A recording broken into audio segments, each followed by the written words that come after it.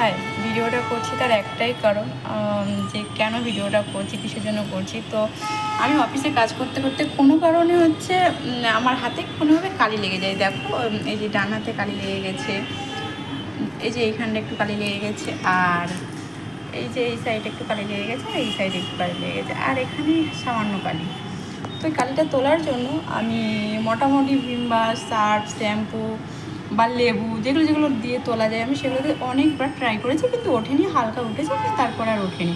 কিন্তু আমি জানি 2-3 দিন পর এই কালিটা এমনি উঠে যাবে, আমাকে এত ডলতে হবে না, কিচ্ছু করতে হবে না। তো এটা বলার একটাই কারণ, যদি আমার এ কালিতে একদিন একদিন উঠেই যাবে, কিন্তু আমাদের জীবনে যদি একবার কলঙ্কের দাগ লেগে যায় কোনোভাবে, কোনো কারণে, কোনো কিছুভাবে যদি লেগে যায়, সেটা যদি আমি হাজার চেষ্টা করি, হাজার কিছু করি, সেটা কিন্তু কখনোই সেটা উঠবে না, সেটা থেকেই যাবে।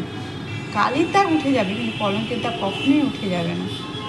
তাই আমি এতটুকুই একটা কথাই বলবো, যে জীবনে আর যাই করো, কখনো নিজের কোনো কিছু বিলিয়ে দিও না, কিছু করো না, সম্মানটাকে বজায় রাখো। কারণ কলঙ্কের দাগ একবার লেগে গেলে সে দাগ আর কখনোই ওঠে না।